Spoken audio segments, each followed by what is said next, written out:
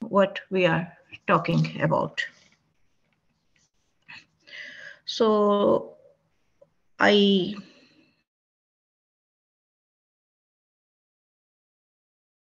welcome all of you and will listen to Dr. Harish Chandrajee. But first of all, we would like to start with a prayer.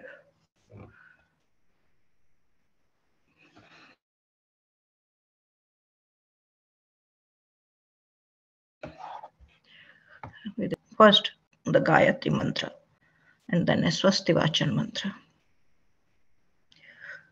Om.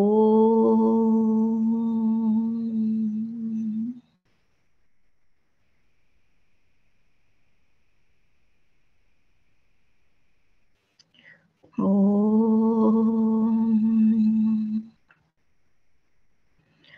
Om Bhurbhuvah Svah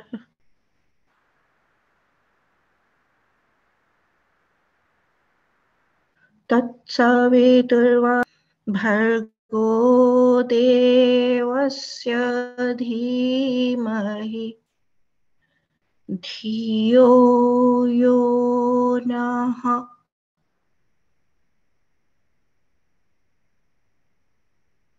Prachodayat. Swasti Panthamannucharema Surya Chandramasa Viva Punaradadata Gnata Janata Mahi. Om Shanti Shanti Shanti.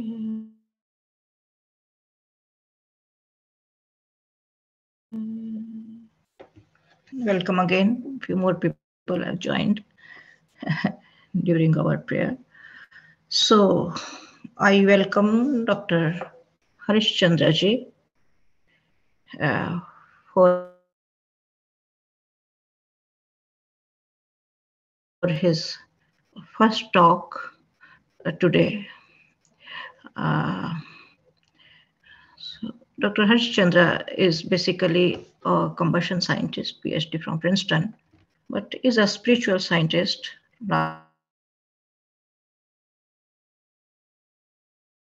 last 25 years to learn to seek this wonderful spiritual knowledge which our rishis have provided.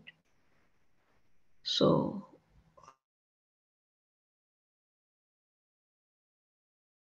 I won't take much really here. So let us listen to him. Everyone is requested to please pay attention. Welcome, Dr. Chandra.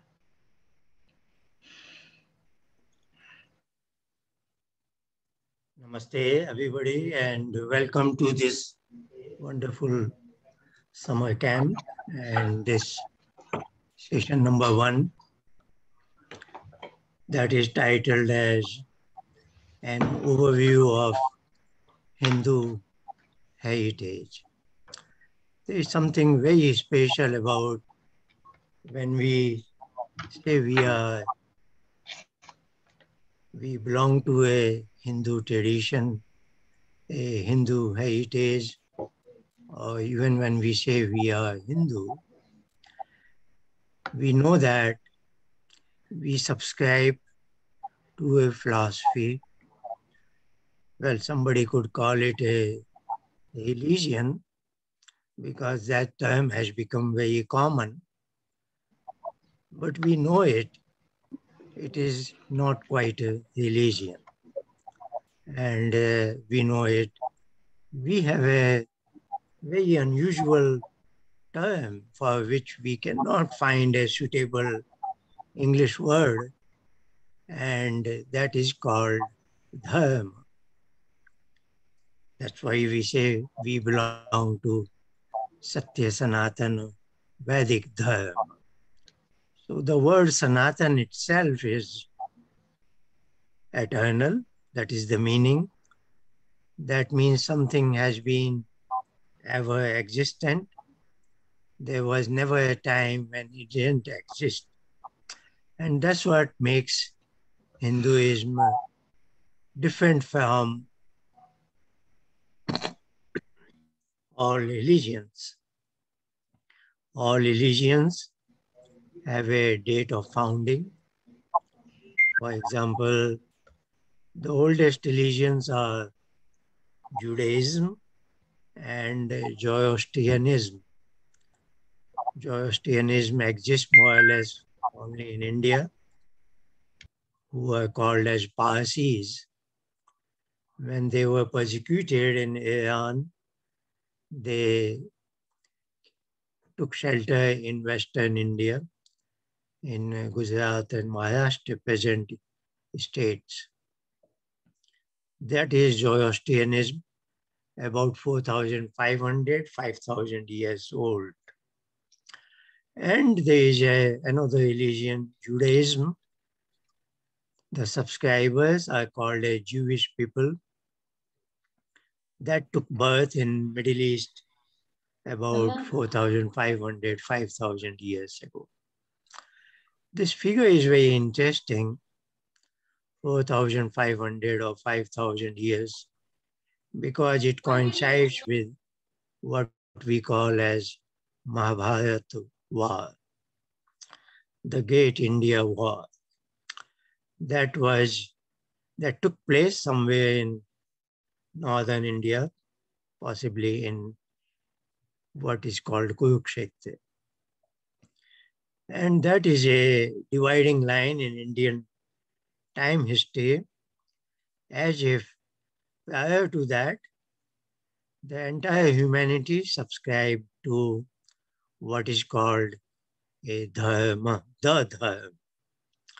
The dharma is mano dharma for all the human beings, that if everybody subscribed to it, then we all can live in peace and happiness.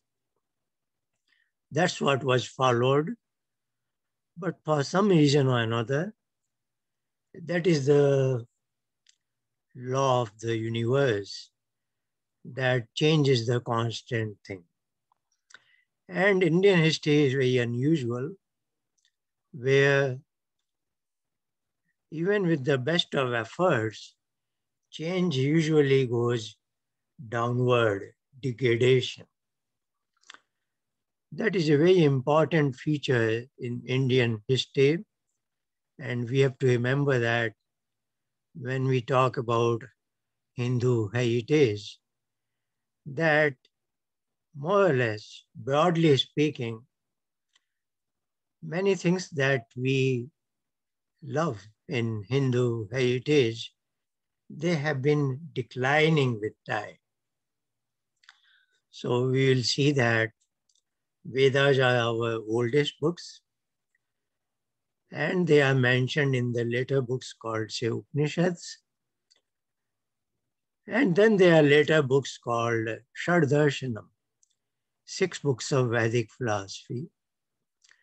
They speak highly about Upanishads and Vedas.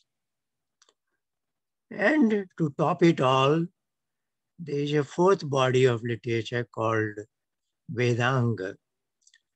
That is a discipline of 6 disciplines. I will not go at this point in those details.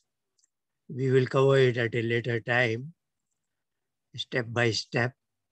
But what I am trying to say is, there is evidence within our literature that there is a different body of literature, because the humanity was going through certain process of degradation that they demanded or they needed a new kind of literature. And rishis at that time produced the literature that was required at that point of time. So that tells us a lot about historical development, if I could say the word development. But what I am pointing it is a history of devolution. This is very important, and that I will say is the point number one we have to bear in mind when we wish to understand our own heritage, Hindu heritage. Hindu heritage has been degrading with time. And that is what is the challenge today.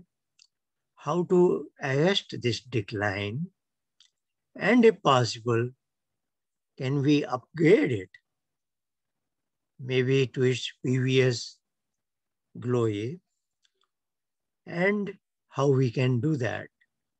That is the challenge. And of course, all this can be happening. All this can happen only if we are very careful, watchful, that we don't want to degrade any more further. So we are slipping down, but let us stop this process, stay on a stable, strong ground, and maybe gain further ground. So the point we are looking at is the present world is obsessed with what is called evolution. And all my young friends, boys and girls, they will be listening to theory of evolution so much, so often, and with such a sagacity that it gets almost ingrained in our mind that indeed that's what is happening in this world. But Hindu history or Indian ancient history is pointing totally different, that humanity, human quality, human virtues, if left alone, if you are not guarded, if you are not careful, then it goes through decline. And that massive decline came around 5,100 years ago. That was Mahabharat War, when cousins were fighting among themselves for a small piece of land.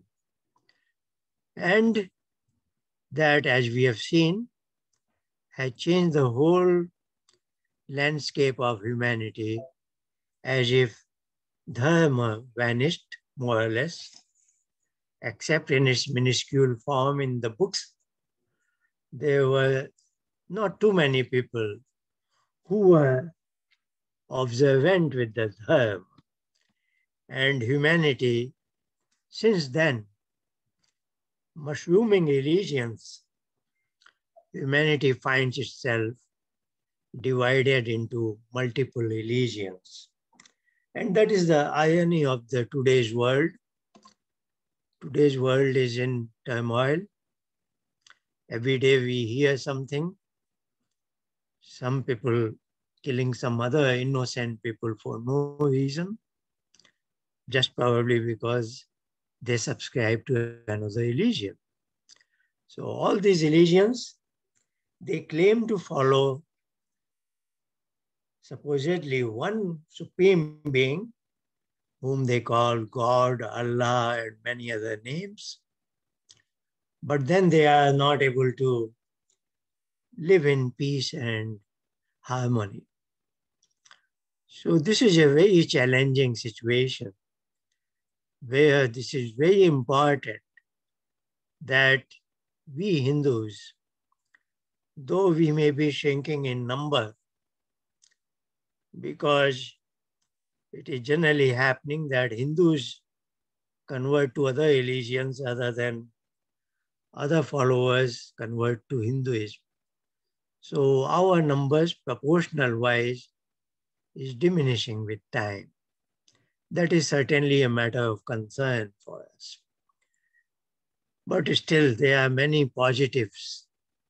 And that positives we want to look at, we want to understand, we want to appreciate, and we want to carry forward, and probably give the light of the knowledge to our own self as well as to the entire world, that the entire world is one world and there is one supreme being and there is one and only one humanity, Vasudhaiva Kutumbakam.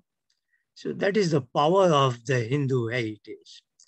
But when we say it is that it is Sanatan, it has survived all kinds of changing times and challenges and still continues to exist. And that everybody has to admit that this is the only ancient civilization that continues to survive, isn't it? Those who build pyramids, there is no human being today, even in Egypt, who say that our forefathers built pyramids. Today in Egypt, there are people who call themselves Muslims. They subscribe to a tradition that is merely 1400 years old. And within those 1400 years, those pyramids were not built. They were built by some others. So who are those people? In South America, there is a Mayan civilization. There are wonderful excavations in Peru and so many other countries in the region, South America, that is Mayan civilization. But nobody is there in South America who says that they were my forefathers.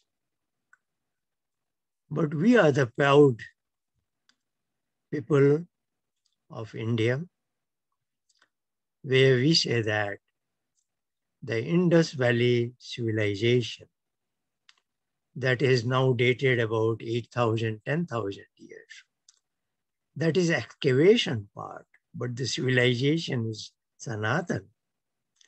Excavation means there are some material evidence of that time period, but it doesn't mean they didn't exist prior to that time period.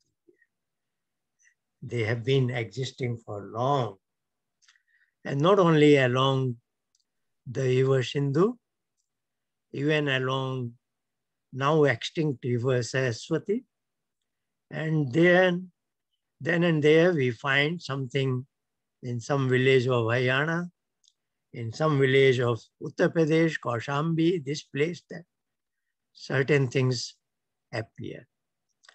So India is a vastly populated country where every inch of land is precious because population density is so high.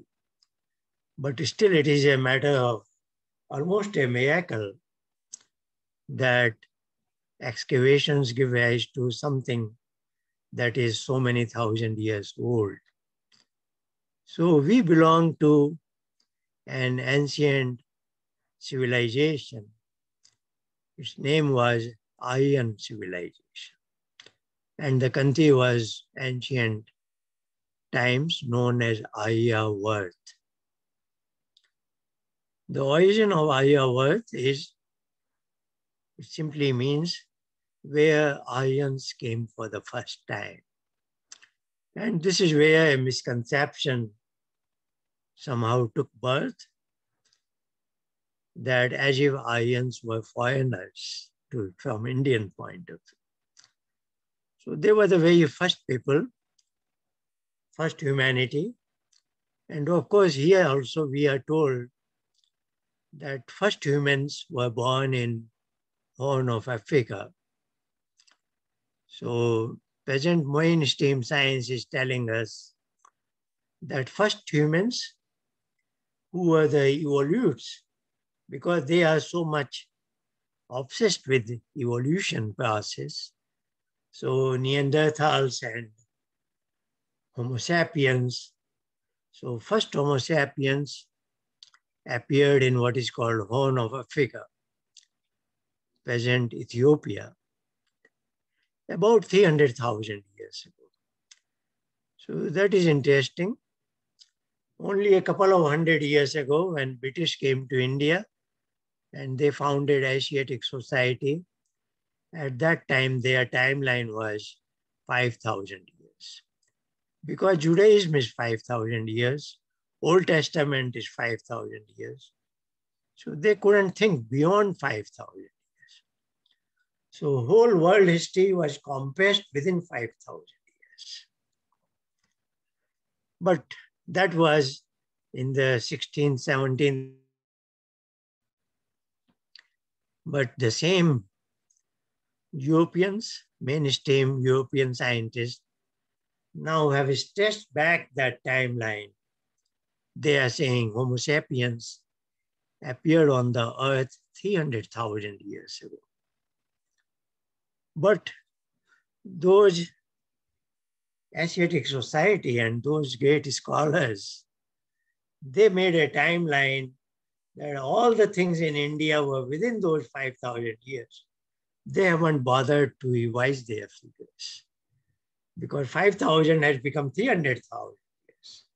So they should have revised figures, but nobody cares about it.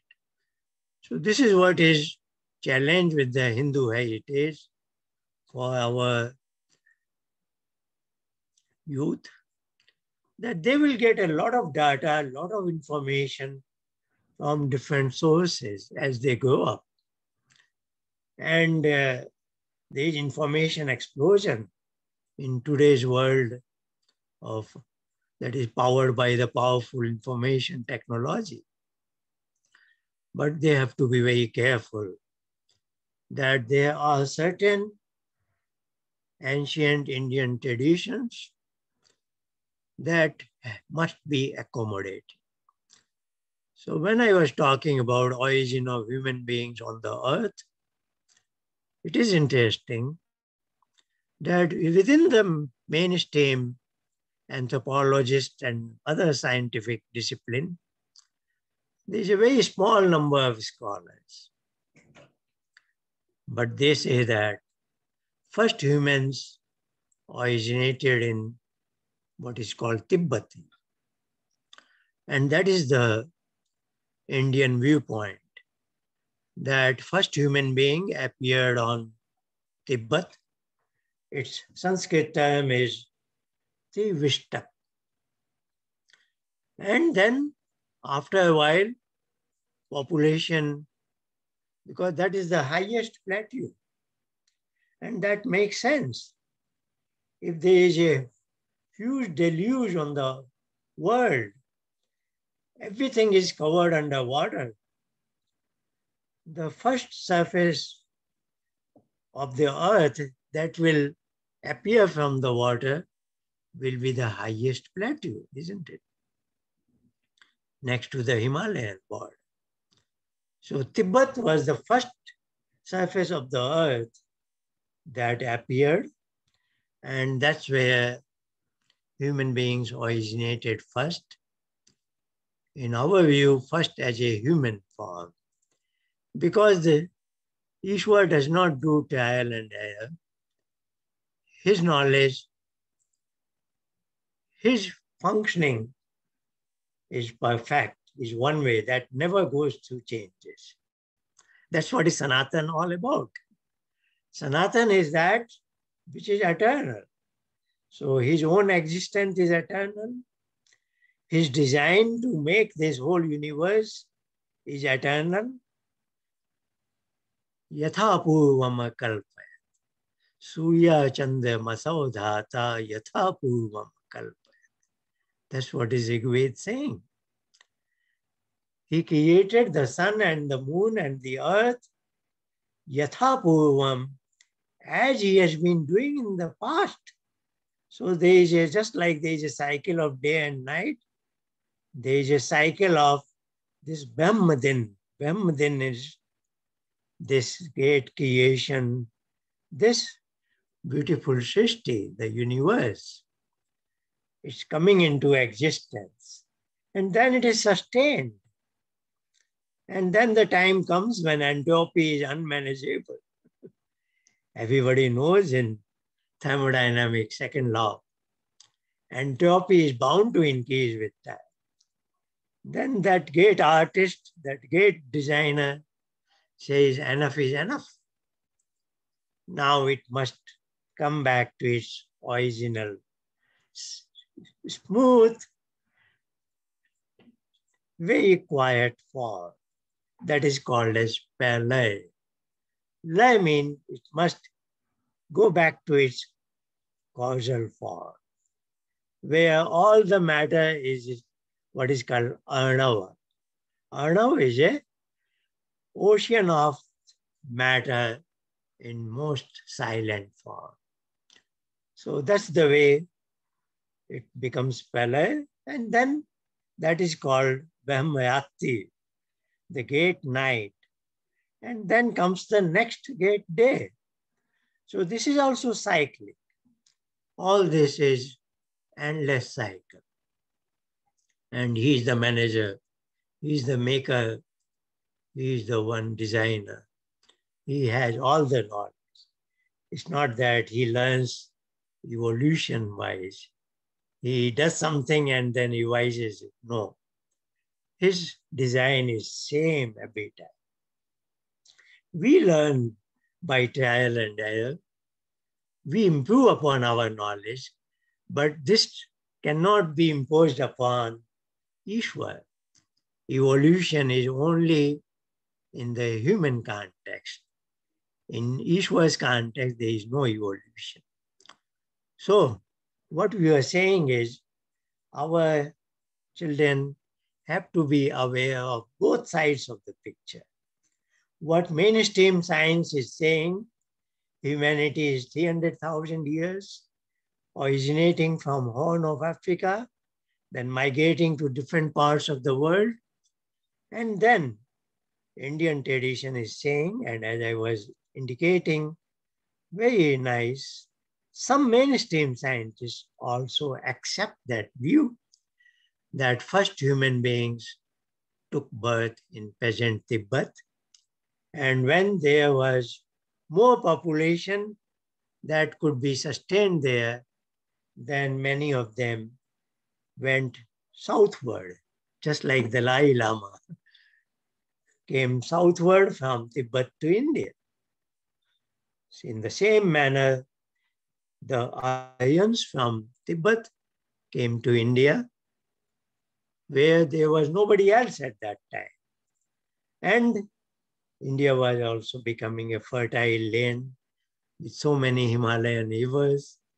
And that's why the country was called as Aryavarth, isn't it? So we have that heritage, and we are very proud of it, that ours is only in ancient civilization that continues to exist, and that gives us courage to say that it will always exist, because this is eternal. But when we say it will always exist, we should not become complacent.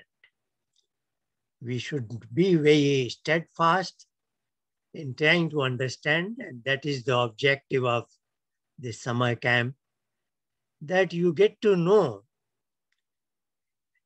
in a very brief manner what is the beauty of this Hindu heritage, what is this Sanatan Dharma, that is no religion, that has no founder, no human founder. Like Jesus, without Jesus Christ, there is no Christianity. Without Muhammad, there is no Islam,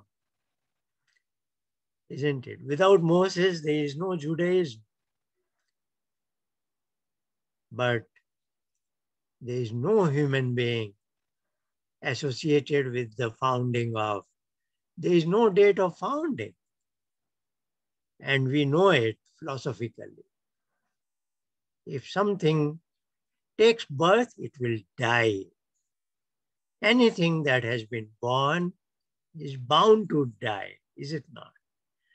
But that's the beauty of Sanatan Dharma. It was never born. It has been eternal, so we can confidently say it will always be there. And as long as Dharma survives, the humanity survives. If Dharma collapses, the humanity will collapse. So that's what Dharma is. And later in the afternoon, I will be talking about what are the gifts of this beautiful civilization to the entire world. Many of them are well acknowledged, and some of them are not so well acknowledged. So we will discuss that in the afternoon. But today I want to say at this hour, what is that Hindu heritage? One is, I have spoken at length, this is the only only ancient civilization that continues to survive. Another aspect I want to say that we all should be very proud of. India is the only country that one of the ocean bears its name. There are some major oceans, what is called water bodies, very huge, because on the earth, water surface is much more than the surface of the earth, isn't it? That's the dynamics of the situation. So water can be displaced. So as the earth rotates around spins around its axis, and as it moves around the sun in 365 days, covering one full cycle, it has to dynamically remain stable and carry along with it another subplanet called Moon. So we know it. One thing everybody knows, just like the sunrise and sunset, if you are in a coastal area, your daily weather map is talking about high tide and low tide, isn't it? So it is the interplay of the gravitational force of the earth and the moon that the earth must adjust its mass. And that's where water comes handy, because water can displace easily. If the earth was displacing, it will be earthquake, isn't it? So these are little scientific facts that we want to understand, and that's what scientists always try to explore. But we, those belonging to Hindu heritage, take this chain of law of cause and effect to the finality. So this is very important aspect, what I am going to touch now, the law of causation. There is always a cause for any effect. If there is a change, let's say even this high tide, the water level in a coastal area is rising suddenly. The ocean waves are coming and rising up. The scientist wants to know what is the cause of it. Then he relates to it as the interplay of sun and the moon. So if the moon is exerting this sort of a force, then in this particular area, the water level will go up. And when the moon is exerting different kind of force, then water level will go down. So the cause of high tide and low tide is the interplay of the gravitational forces between the earth and the moon. This is what a scientist is saying. But myself and all of you will ask why the gravitational force exists, or why the gravitational force must do like this only. There is another cause of that. So we want to say that any scientific investigation that takes us to the cause of an effect. We treat that cause also as an effect and ask, who is causing that? What is causing that? So in Hindu heritage, in Hindu tradition, we are always proud to say that there is a great intelligent force, there is a great designer, there is a great maker, and he is not or she is not something I am not concerned with. I want to be with her, be with me, and I even look at that being as my mother and father. Twamev mata cha pita. And that's where the beauty of life comes in. So we say that the ultimate cause of an event is Ishwar, and it is for our well-being. And she is so kind to us, like a mother or father is kind to me when I was a little child. When I was a little child, I benefited from my mother's and my father's love. And as I am growing, that's what we want to our teenagers to learn and appreciate it. That this whole world is not that we just came here by chance. We are here for some years, whether we know our purpose of life or not. We just want to enjoy as much as we can.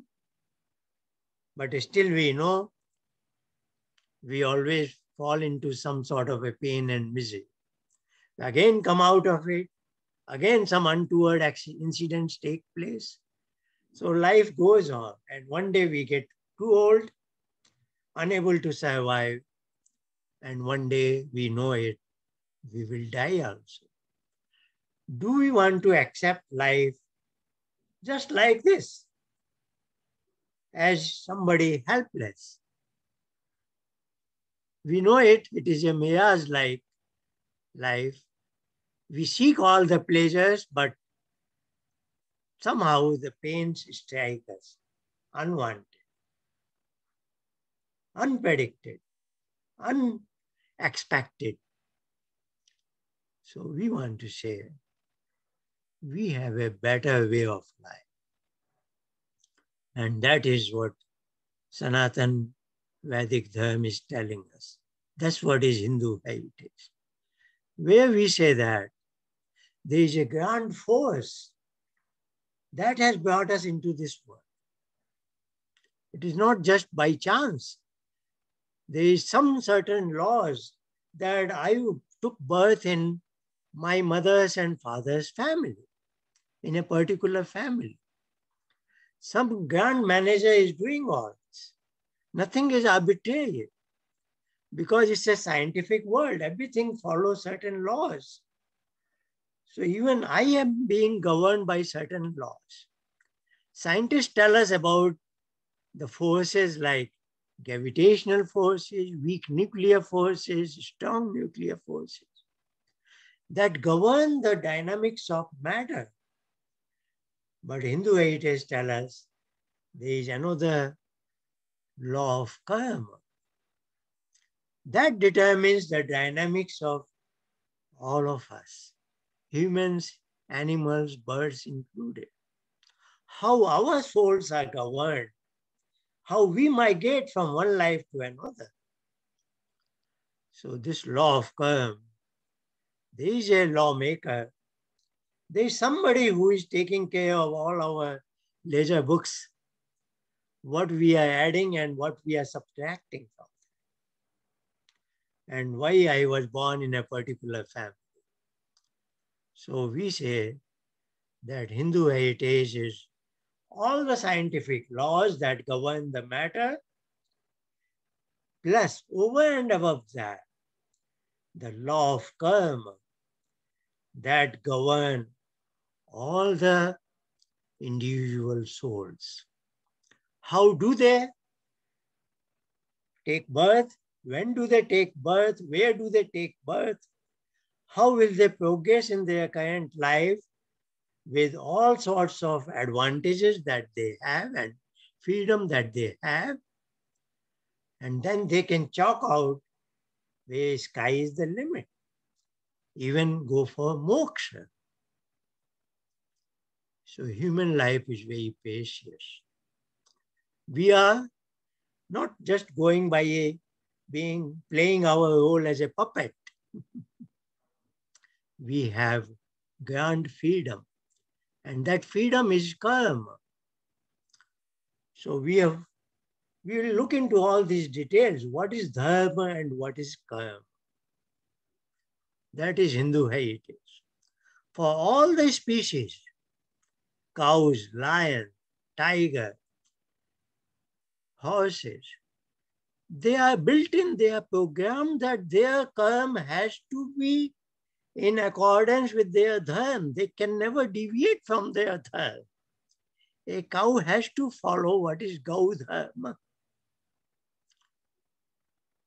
But for human beings, we are karma yoni, that we have multiple choices at any point of time. Even though I know my dharma, I should say, speak the truth, but I have a freedom, I can speak a lie. So as a human being, our karma may be different from our dharma. And even if I know my dharma, I can deviate from. That is what is the freedom of human life. That's why it is called as karma yoga. But once I have a freedom, I have accountability. And that accountability is law of karma. So if I choose, if I live my life according to Manav Dharma, then some nice things are possible. Then I, of my inner courage and conviction, and for the love to that Ishwar, because dharma is what he expects from me. And I follow that dharma always out of my love to him. Okay, you expect this? I am good child of yours. So I will always do that. Then there are new and new avenues open. So what I am saying is, a Hindu heritage can guide you that as a human being, you can live in the hotel, you can live in this world, not as if it is a hotel, where you are not concerned with who is managing the hotel. You are enjoying a few days in a 5-star hotel. But nobody would say, I want to live my whole life in a 5-star hotel. You want to live in your beautiful, sweet home, isn't it? So that's what the opportunity of human life can become for you. This is not just living in a hotel. This is living in a home under the love and warmth of that Supreme Ishwar, who is our mother and father. So we live like anybody else, but under constantly connected, being with her. Tomeu Mata Cha.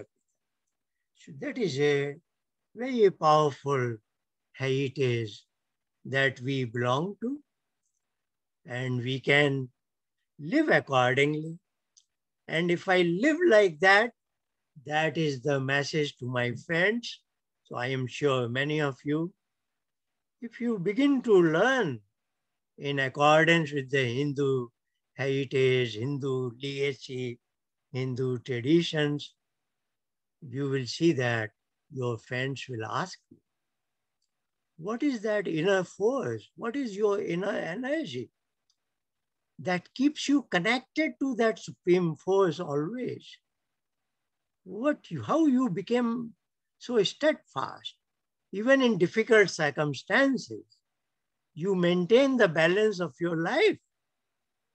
Then they would ask you, what are those inner subtle energy, inner and subtle forces that guide you through the thick and thin of life, then your response will be heard, because your life is becoming a message. And then they will admire it. And not only that, they may not become formally a Hindu, but they will accept many, many principles of Hindu philosophy. Some of that I will cover in the afternoon. What is the gifts of the Hindu traditions to the modern world? Many of them are well acknowledged. Many of them are not so well acknowledged. And one of them just about less than a month ago, International Day of Yoga. So that beautiful tradition of yoga is one of them. The whole world has embraced it, isn't it? But we have to be aware of the real authentic meanings of these terms, like dharma versus religion. Otherwise, there are many Hindus, they use these two terms interchangeably because they don't know it, that dharma is something else, religion is something else. Dharma is only one, manav dharma. Religions can be multiple that have been founded by human beings, isn't it? Dharma is founded by one supreme being. He is called Dharmaraj. Among hundreds of names, she has many names. One name is Dharmaraj. She has allotted the dharma of every species. Just like I said, every cow has to follow Gau dharma. But she is so nice enough. She has given us freedom. She says, I trust you when I send you as a human being. I have put a line that is dharma, but you have the freedom to deviate from it. But I desire, that's what our mothers, our father tells us. Look, I expect this from you. This is good for your future. But you are free to accept my advice or not. They will always say, you have the freedom, but use your freedom carefully, judiciously. So that's what whole life in Hindu heritage is. So we'll discuss later in the afternoon, what are the gifts that Hindu tradition has given to the world? And they, of course, belong to us, but there is nothing that belongs to us. Anything that is with us is for the entire humanity. Be it the Vedas, be it the Upanishads, be it the Yoga Dharma, be it the Manav Dharma, all these things, even Dampatya, even mother, father, all those behavioral patterns, what are the desires? Kul Dharma, then Vardha. What should be the dharma of a teacher? What should be the dharma of a student? All this has been stated in our literature and is our guideline. But nothing is hard and fast. That is the beauty of it. Like in Sankhya, Kapil says, Sthi sukham asanamiti na niyama. He says if you want to meditate, take a posture that is sthir, means stable. Sukham means comfortable. But then he says, na niyama, I don't want to say this particular posture is good for you. You find out what is good for you. But remember these two parameters, stable and comfortable. So they give only minimum guidelines. That's the beauty of Vedic rishis. They were scientists, but that is our tradition in one word. And that's my ending here. If there is some question hour, we will welcome that. I want to say that at the end of this presentation that Hindu tradition is, in today's nomenclature, where science is missing. Science is only matter-based. Science has no idea where is consciousness originating from. Science is not even willing to explore. Maybe there is a ultimate seat of consciousness that is non-physical. There is no material particle there. It is just pure Atma, maybe. Science is in a nice box, but good thing with science is they always want to be rational. They always want to follow logic, go from effect and try to explore what are the possible causes. That is so good. That's why we are proud to say this wonderful time in the world, we live in the age of science. But because science has make a box of the particle-based matter, something is missing that doesn't guide a human being. What is the purpose of my life? Science is not able to guide properly. Human beings go to religions, and there are multiple religions. Why there is multiplicity? Because they compromise on nationality. Once you compromise on nationality, there are different dogmatic ideas. So there is a diaspora of religions. And that is the misfortune. They seem to talk in terms of God, one entity, whatever is that. But they end up they openly talk about clashes of civilization. What is the civilization? I have never understood. If that is bound to clash with one another. Clashing is not a civil act. Civilization should teach us what is the harmonious way to live. And you read nowadays, there are books on clashes of civilization. This civilization is likely to clash with that civilization. We don't want to talk in such kind of civilization. But we do definitely see the religions are causing conflicts and wars. And this has been happening last 2000 years. Enough is enough now. We cannot take it anymore. Every Hindu boy and girl has to rise now. This, what the humanity has been hijacked by these multiple religions and making war among themselves. We cannot bear it anymore. So Hindus have to say, we are on the side of science, but science has to widen its scope and add another law, namely the law of karma, in its scientific purview, and bring the idea that there is a possibility that consciousness is not based in matter, but it is something non-material. And what is the evidence? Because anything science will accept only with evidence. And that's where the evidence is yoga. When I am in union with that Supreme Being, I can be with Him. So disconnection from mind to be able to connect to that Supreme Being. And when I see Him, that is the evidence.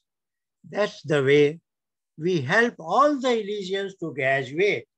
So the last word is, a future is either a scientific religion or religious science or a unification of science and religion. That's the way it was prior to 5,000 years old.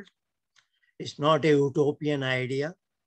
The humanity has lived according to Dharma for many millions of years. It is just last 5,000 years, humanity is divided between science and religion. So we belong to a tradition that is, I will say, unified theory of matter and consciousness.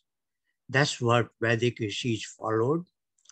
And that's what was the guideline for the whole humanity for thousands of years. That is our heritage.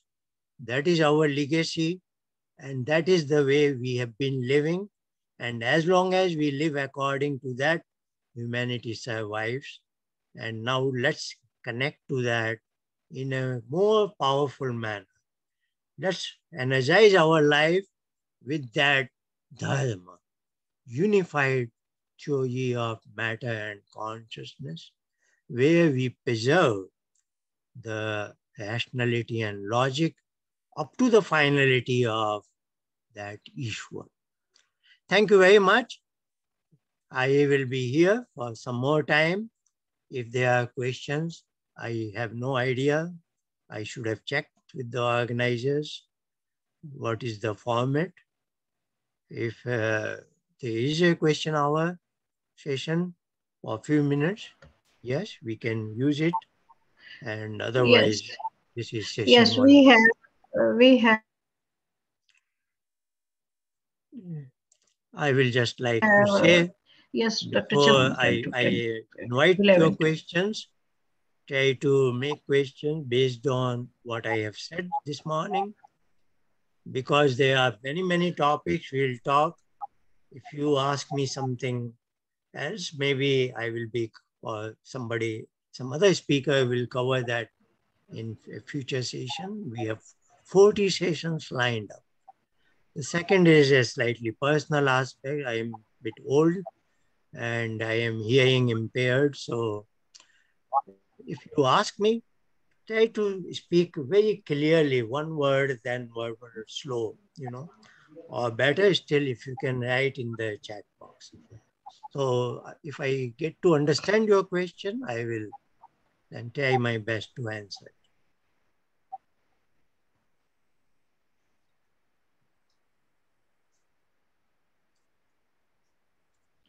So, and invite questions. If anyone have any question, please unmute yourself, or better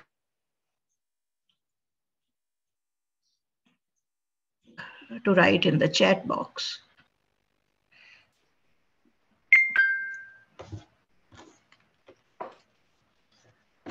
Would anyone like to say something?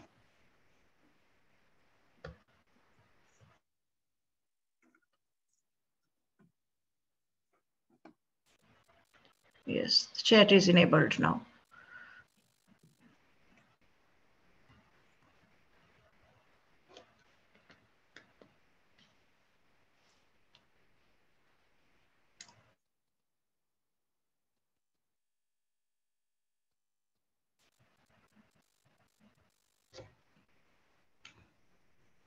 Would anyone like to say something? You are invited.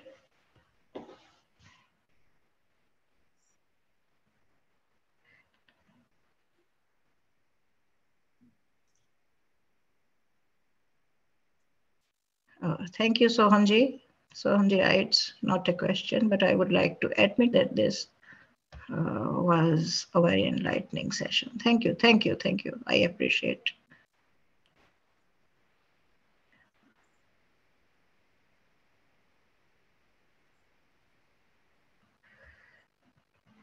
Thank you, Sarishji. Yeah, so I would just like to pose a question. Like many of the participants may have that. Uh, is it okay if I ask that, Kavita ji?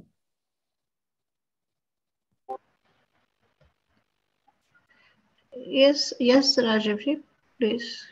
Yeah, so one of the questions that is always asked, or in many forums or many programs in organized, in this way, or many of the young people have this.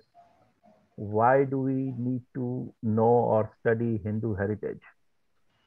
Give me two-line answer. Like they don't want to hear a whole lecture. They just want to be convinced. So could Dr. Chandra or you or Mhm. both answer Why do that we need to? into, yeah, why do we need to study our own heritage? So, Dr. Chandra, the question is, why do we need to learn or to read about our heritage? a two-sentence answer if someone asks. Yeah, elevator speech in American language.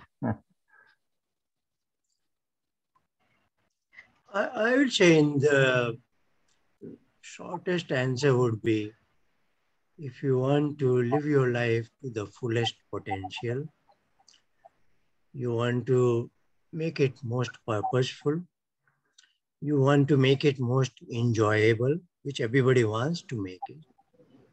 I think Hindu heritage can help it. So, of course, somebody can say I am a biased person, but I will say I am trying to be as objective as possible. That Hindu heritage, if you are embedded with these principles, that are not too many, it's very simple.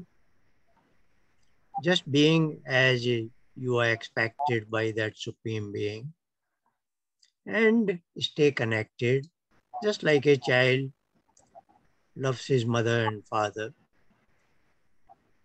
So that tiny home, if you can enlarge it to the whole world as an adult, it's not that difficult. Then the reward is immense. You will find an inner satisfaction. You will find that there is a purpose of human life is something very difficult to describe, but as you are advancing in age, you one day you begin to ask, what am I getting out of all this? As a young person, yes, you have certain benchmarks. If I get this much money, if I get this much position, I get this much wealth, so on and so forth. This kind of family, this kind of companion, you have certain set parameters, then you say, I have succeeded. But when you advance in age, you are looking for something more, much less transient. What is my real worth?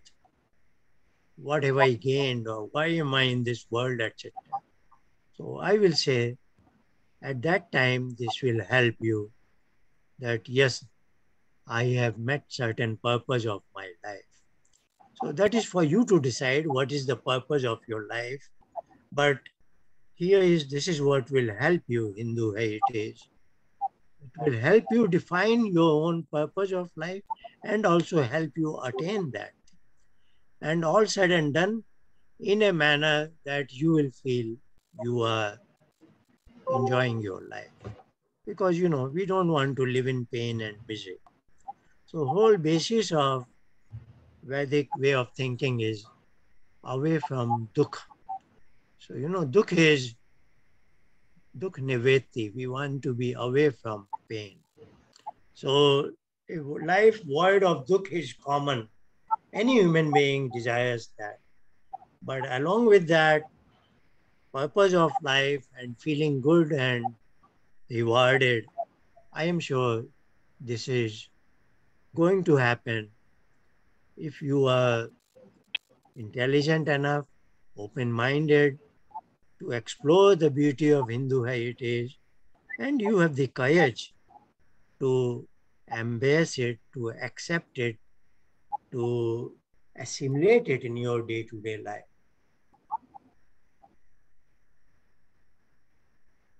Thank you.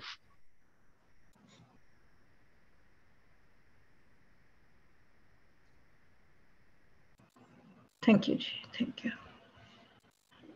So, does anyone else would like to say something?